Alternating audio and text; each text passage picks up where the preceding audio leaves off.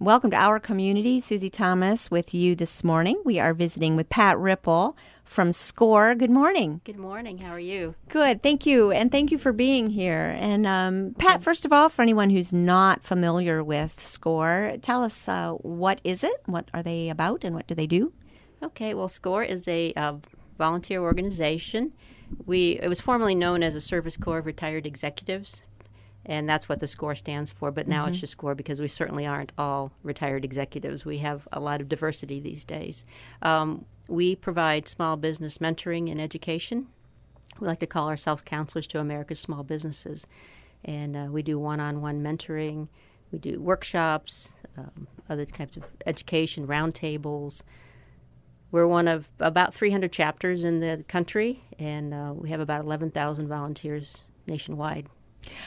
And the people who can take advantage of your expertise are whom? Who is this for? It is for people who own a small business, need help, people thinking about starting a small business. We do both for-profit and not-for-profit entities.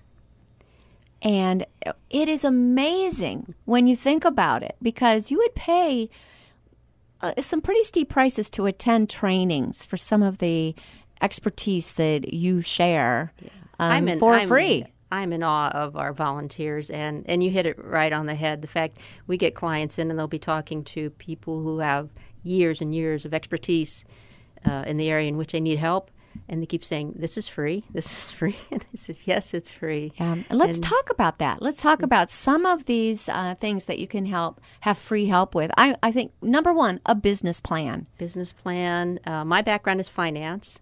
So as part of that business plan, they have to do spreadsheets, income statements, balance sheets, cash flow. And there are, I'm sure you can relate to a lot of people who come in and are brilliant at what they do, but they see finance and they just go blank. Glaze over. And in fact, in the Canton chapter, we have a subgroup, and it's called FACT. It's the Finance and Accounting Counseling Team. And we are a little bit more hands-on to help people through that part of the business plan. Do you find more women are becoming entrepreneurs and starting their own businesses recently, or is there a trend at all? Currently, about 58% of our clients nationwide are women. Interesting. It is interesting, and they start the majority of the new small businesses in the country. Have we thought about why that might be? You know, I don't know. I would assume just they have a passion, they have an idea. Maybe they're slightly more risk takers than men. That's just a conjecture. I don't know for sure. Very interesting. Yeah. So, and is there an age group that you work with more than others? We have the age group runs the gamut.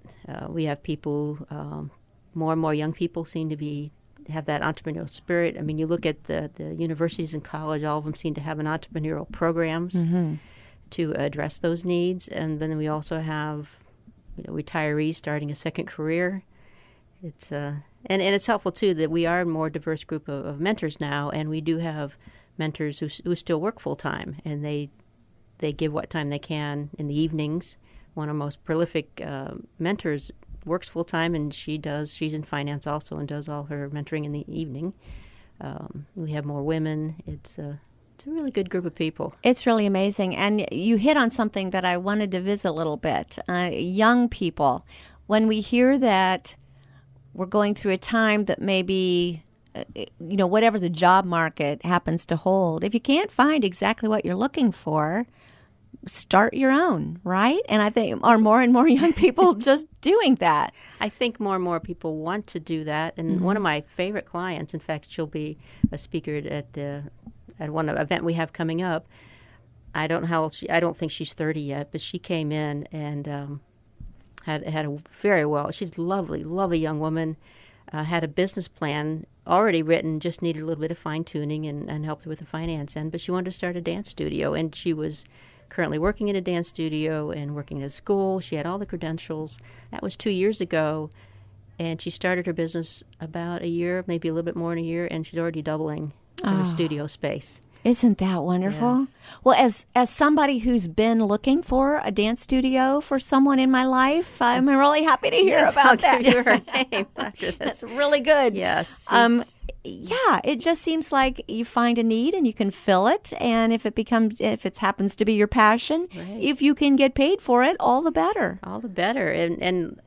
But she had the complete package. She had the plan, she had the skills, she had the experience, and she had a plan to get started. It didn't require a lot of capital, but we gave her some names of some bankers to talk to, and she ended up getting financing. And by the way, she had a baby while this was all going on Gosh, too. there are those people that I just know. do it Yes. all. They're amazing.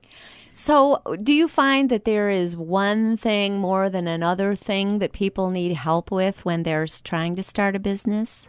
I think probably the two areas are finance and marketing, especially social media these days. Getting the word out Getting that the you word out. exist. Yes, getting customers in the door or on the website.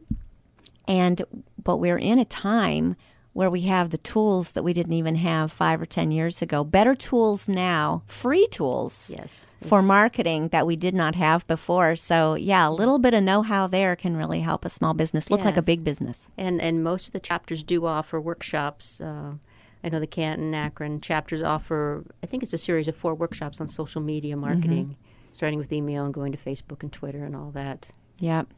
It's wonderful stuff. It's a wonderful It is. invention. It takes some time to manage it because I like I said, my background is finance, but I've learned enough to know, like on Facebook, they say you should update once a day. Twitter, more than that. As much as you want much on as Twitter. You can, Yeah. and just keep. Yeah, it depends on the platform, and then it depends on who you're trying to reach, because different people and different populations and communities use different platforms. So depending on who you're trying to reach, then that would be the platform you want to go for. And then there's different language to use on each of those platforms. So it does take a little bit of learning, a little bit of know-how, but you provide that to people do. for free. We do for free.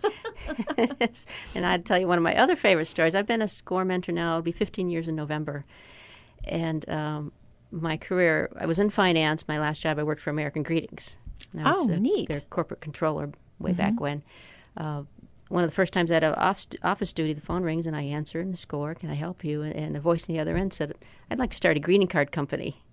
And I says, what are the odds? And this young man he was in his early 30s, calls up and talks to someone who had experience with one of the 2 largest greeting card companies in the world. Exactly. Well, we have to know what happened to him. Actually, I worked with him. He got his cards into some local distributions, but Neat. he ended up getting a job in the greeting card Okay, business. yeah. So it turned out He very knew well what for he him. wanted to do. That is also what's so neat is you are meeting people, these wonderful volunteers like yourself and mentors like yourself. You're meeting people from all walks of life, just every kind of neat background you can come up with. Yes, I do. I learned so much from my clients and from the other mentors. I spent my life in big corporations, and I so admire the entrepreneurial spirit, the willingness that they have. They have a passion, and they'll take risks, and I just really admire that. And I also, with my fellow mentors, these are the type of people I used to work with, and we like being together. We like co-counseling together. It's great. What does it look like? Because some people might be hearing this saying, I'd really love to take somebody under my wing and kind of impart my wisdom to them as well. What does it look like, that mentorship relationship?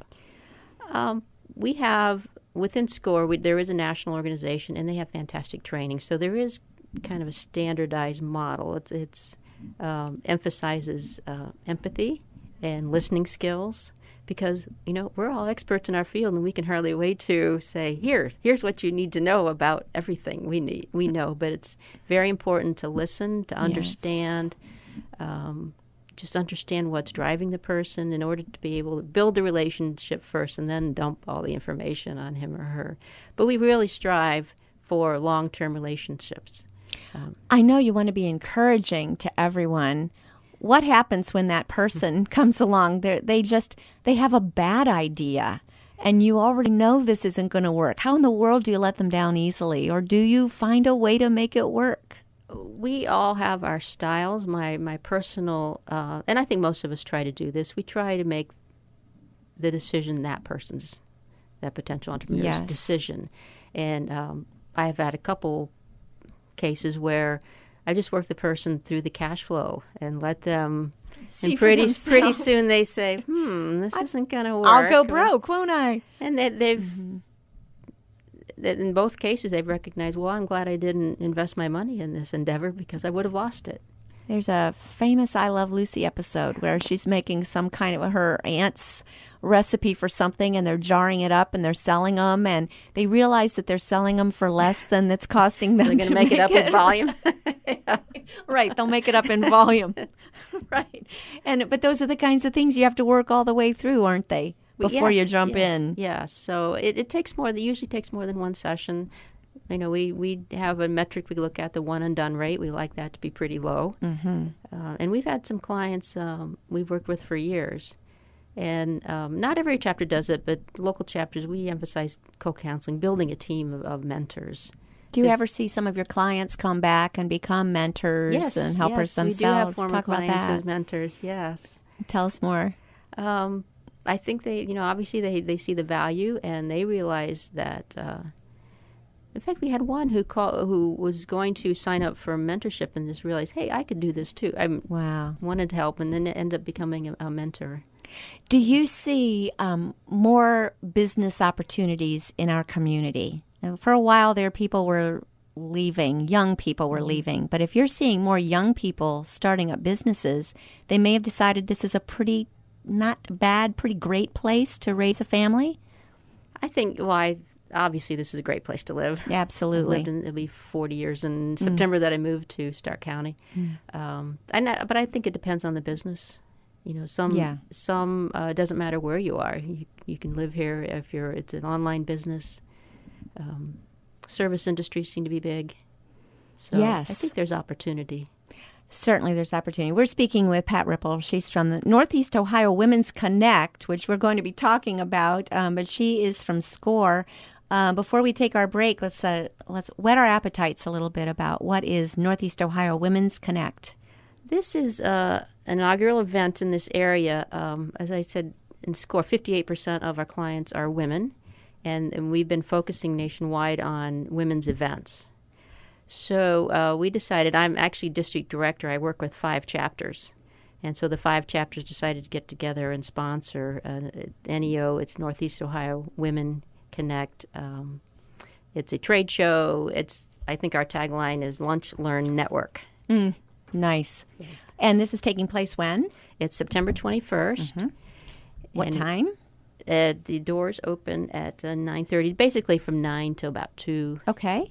9 to 2, and taking place where? It's taking place at the Kent State Stark University, the Conference Center. Oh, nice. We tried to find a geographically central to the 5 chapters, and that's a beautiful facility. And plenty of parking. And they actually sponsor our SCORE office. Oh, well, that makes sense, yes, too. They do. Is there a cost to attend? There is. It's $25.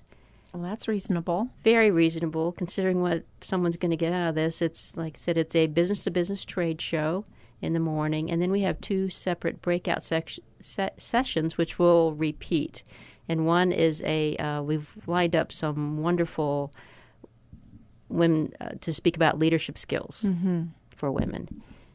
And then we've also assembled a panel of successful SCORE clients to talk about how they started their business, and we also have a couple of experienced SCORE mentors in that breakout session. Great. It sounds wonderful. We're going to find out more about it after these words. You're listening to Our Community.